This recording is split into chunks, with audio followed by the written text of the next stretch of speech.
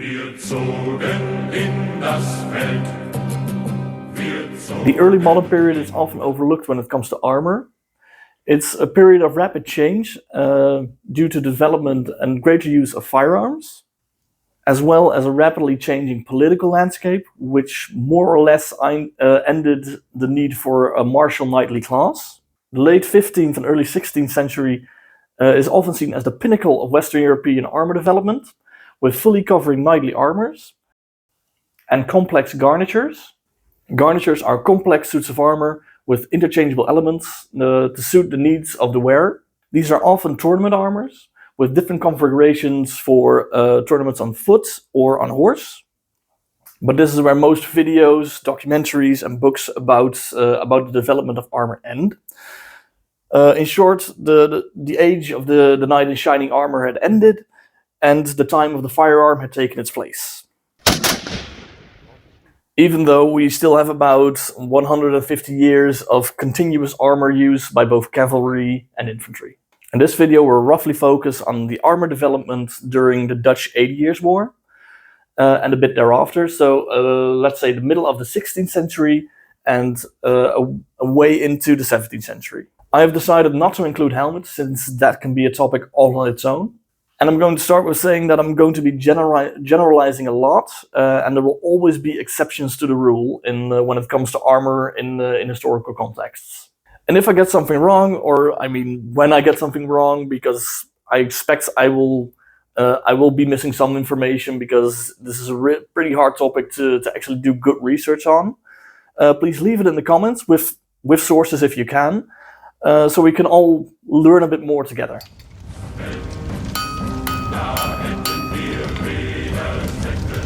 It's largely forgotten that the Netherlands had a thriving armor industry during the late 16th and early 17th century, with many armorers coming to cities like Dordrecht and Utrecht after the fall of Antwerp in 1585.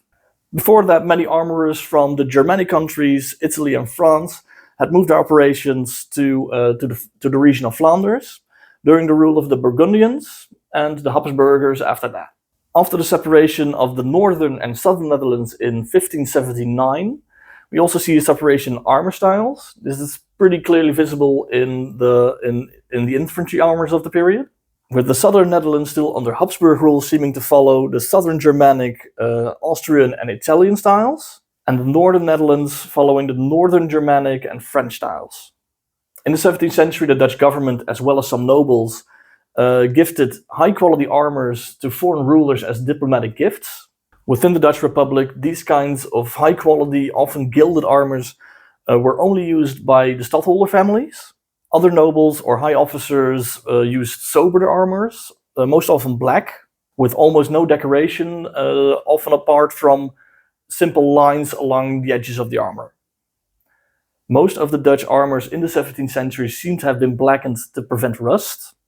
But there are also some depictions of armors and helmets with bare metal. Shiny surviving examples can be a bit misleading since it's unclear what has been done or how much they have been polished in the last 400 years. It's also relatively rare to find surviving pieces of Dutch armor, mainly because the Netherlands does not have a monarchical collection like many of the surrounding countries. And due to a chronic steel shortage in the 17th, 18th and 19th century, many pieces of steel from the period, like also armor, would have been reforged and reused, so there is some survival bias. For instance, the largest collections of Dutch 17th century armor can both be found in the UK, in the Royal Collection Trust, and in Germany, in the Landesmuseum in Emden. There also seems to have been a large collection in Flanders. Most of it was taken away during the Second World War. Many of its pieces are now part of other collections, like the Styrian Armory in Graz, Austria.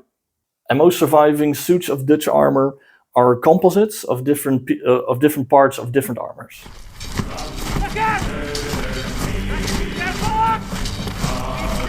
Most of the infantry armor was worn by pikemen, and in the beginning of the war, we mostly see armors that are particularly German in design, with relatively low and flat necklines, with flexible tassets that cover most of the upper leg and leave room for the codpiece, which also could be armored. These armors could be decorated with etchings, fluting, and embossing, though the fluting had gotten out of style by the middle of the 16th century.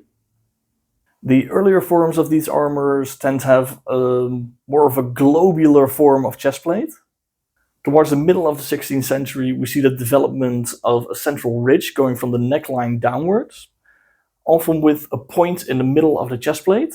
Many historians suggest that this point would gradually move downwards, evolving in the goose belly or peascod shape we often see in later 16th century armors and also in 16th century clothing. The shoulders could be protected with spolders made of metal lames, or pauldrons, which are more protective but also more restrictive.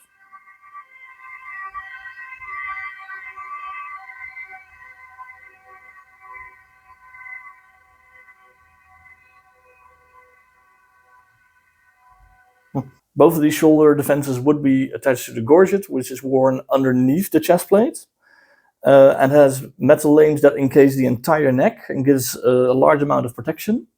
In some cases, the gap between the chestplate and the shoulder defense is covered by a so-called bessigue, which is a round plate that covers this area, which is a remnant from older styles of armor. The shoulder defenses could be attached to arm defenses, named the upper and lower cannons, separated by an elbow cup. The hands can be covered by gauntlets. With these armors, we sometimes see mitten gauntlets, in which case the hand is covered like a mitten, with the fingers that can be moved as one piece, and the thumb that can be moved individual of the fingers. But in most cases, we see gauntlets with individual flexible fingers. This Germanic style of armor seems to fall out of use somewhere in the 1580s.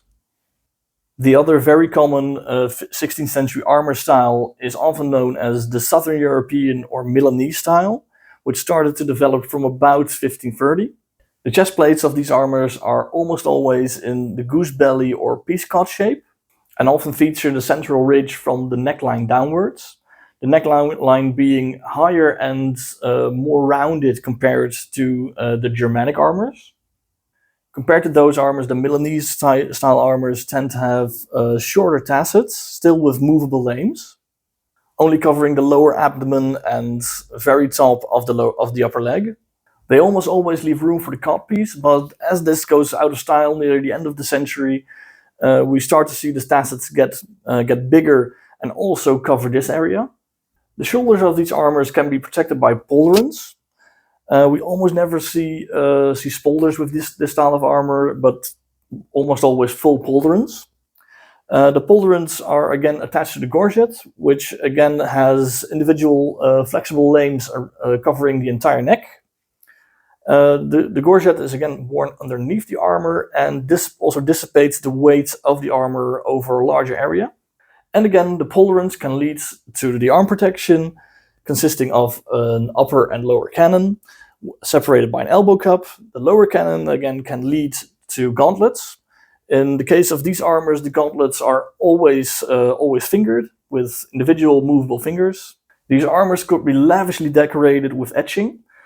The style is often called al antica, harkening back to an idea of ancient Rome and Greece. The specific motifs of the decoration could vary wildly depending on the culture or region where the armors either produced or where it was ordered. Like I mentioned earlier, these styles of armor originated around Milan, Italy, especially with the workshop of Filippo Nigroli, and they were exported all over Europe. But they were also copied all over Europe. For instance, many of the surviving examples seem to have originated in Flanders. And even as this style of armor went out of fashion, they were still often used as parade armors by Dutch civil companies well into the 17th century and in some cases into the 19th century. But in the 16th century, there wasn't much regulation and many soldiers had to provide their own equipment. So there was a great spectrum of how well equipped a soldier could be. From soldiers with the latest and greatest armor to soldiers who just had either just a chest plate and an outdated helmet, or just a helmet. And also during the 16th century, we also still see the use of chainmail, or just mail, varying from mail collars to mail skirts, to mail sleeves, to even still full chainmail shirts. In this period, we still see some new developments, like the sometimes called ostentatiously large bishop's mantle. But we also see a rapid decrease in the use of mail in this period, most likely because it offers almost no protection against firearms. In many cases, worsening its effects, with the lead bullets actually pushing pieces of mail into the wound. To the end of the 16th century, we see the chest plates lose the exaggerated goosebelly. They get flatter and more square in shape, but they retain the central ridge from the neckline downwards. They get heavier and thicker to be more resistant to firearms. In general, they get less in quality, and they get less decoration to reduce the costs. In the 1590s, the Dutch reformed their armies with more standardizations and regulations, amongst which the regulations for armor. According to these regulations, a pikeman should wear a corselet consisting of a backplate, breastplate, 2 tassets, spolders, and a gorget, as well as a helmet. In some depictions, we see pauldrons instead of spolders. And the tassets in this period are most often solid plates, but still made to look like they have individual names. And apart from the shoulder defenses, there's no mention of arm defenses or gauntlets.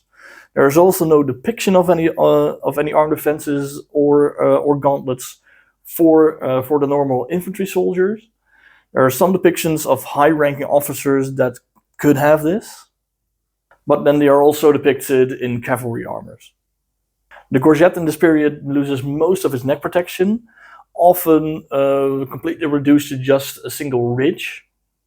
From about 1620, we see the gorget slowly fall out of use for normal soldiers. Officers still keep using them to denote their rank. And we see the decline of shoulder armor from the beginning of the 17th century, most likely in an effort to cut costs and weight. Some pikemen's armors in this period feature a decorative rosette in the middle of the chest made of rivets. Some also have the same mirrored on the backplate. It's not known why this was done, or if it was for a specific unit or a specific honorary guard or something. It's just not known. The Dutch State Army seems to have preferred hooks and eyes as a fastening for their backplates to their chest plates, and the tassets to the chest plates. This is often seen in historical depictions and in surviving examples of Dutch armor. The tassets could also be held on with a friction system, with keyhole-shaped cutouts in the tassets. It's a bit hard to explain, but I will link a video below from the JIF Museum in the US showing this system. But all in all, the system seems to have been pretty rare historically. And in some cases, we also see tassets that are attached to the chest plates permanently. There is at least some evidence for the backs of some tassets in this period to be lined in leather. There is one surviving example with a leather lining in the Dutch Military Museum. And there are a few images that at least show a leather border on some tassets. But these are mostly from civic guard portraits. And many tassets feature fake decorative rivets in the middle and a border of real rivets. So there is the question of why would you put on a border of real rivets while you could make perfectly serviceable fake rivets.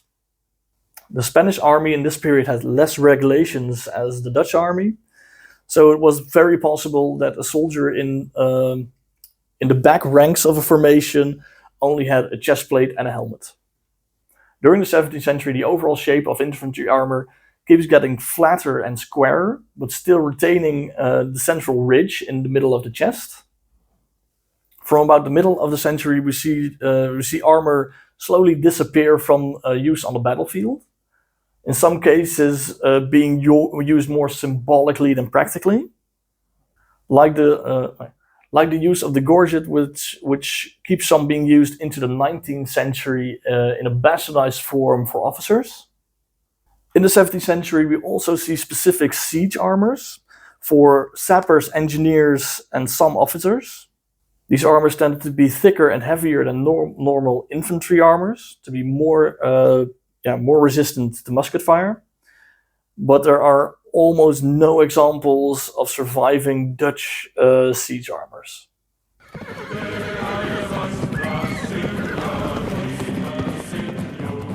For the cavalry, I've decided to mostly look at the armor of the heavy cavalry, since there is more armor to talk about. The light cavalry, often known as harquebusiers, were more lightly armored than the heavy cavalry, and they mainly used firearms. They were often just armed with a chest plate and helmet, and they often had no way of attaching tassets to their chest plates. Some did use short tassets, but most often we see no tassets on the light cavalry.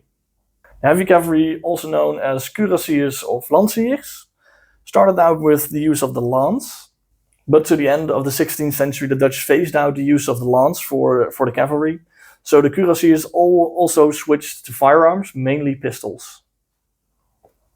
In the 16th century, we mostly see the same trends that we saw with the infantry armors, with the cavalry armors often being more decorated, mostly due to the wealth of the owner. And this is also why they are often better armored than the infantry. In some cases, we still see greaves to protect the shins and sabatons to protect the feet. But in the second half of the 16th century, these mostly seem to be replaced by riding boots. Where the tassets for the infantry tend to get shorter in the 16th century, the tassets for the cavalry seem to get longer, till about knee length, often with a knee cup. Some tassets were permanently attached, others could be attached with buckles and straps, or with a bolt and a wing nut construction, and still others used a system of pegs and pins. An interesting development in this period is the wearing of a coat over the cuirass, but underneath the shoulder defenses. In many cases, the chest plates of these armors in the 16th century feature a lance rest, and I think you can guess what that's for. Maurits of Nassau abolished the use of the cavalry lance in the Dutch army in 1597. According to the standards set by the Dutch State Army in 1596, a cuirassier should at least have a strong horse. Oh God, what is that? It's a Leopleurodon, Charlie. Magical Leopleurodon. A breast and back plate, a visored helmet, a gauntlet for the left hand, 2 pistols and a sword. And in a company of about 100 cuirassiers, 25 should have heavier bulletproof armor and knee-length tassets. And in 1623 it was changed that all cuirassiers in a company should have bulletproof armor and knee-length tassets. And again in the 17th century, the cavalry armor follows the same broad strokes as the infantry armor, with the chest plates getting more flatter and squarer in shape, but also retaining the midrib in the center of the chest plate, going from the neck downwards. And we see a new way of attaching the tassets to the chest plates, with a mushroom-shaped rivet in the lower edge of the chest plate, and a keyhole-shaped hole in the tasset, which gets placed over the rivet, and a belt between the 2 tassets to keep it all in place. This would more or less become the default way of attaching tassets to cavalry armor in the northern Netherlands. Many of these armors featured a ring on the right tasset to be able to feed the hook of the sword belt through, to wear the sword a bit more comfortably while wearing the armor. Many of these Dutch tassets also feature a point running upwards in the middle of the lames of the tassets. With these heavy cavalry armors, we often also see a plate covering the lower back, sometimes called the loin plate or coulette. These are often attached with hinges and pegs, very reminiscent to some medieval bassinet helmet visors. These loin plates were often attached to the back plates or to the tassets, which made them easier to take off. From about 1630, the image of the fully armored cuirassier became increasingly rare, many opting for less and lighter armor. In 1639 there was an order to reinstate the use of the fully armored cuirassier, but there is little proof that this was actually followed. And after the 80 Years' War, the use of heavy armored cavalry diminished throughout Europe, many opting for light cavalry armor before letting go of armor altogether. We do see armor used again in the Napoleonic era, but that's outside of the scope of this video. But if you have any questions or anything to add, please leave it in the comments, and I'll see you in the next video.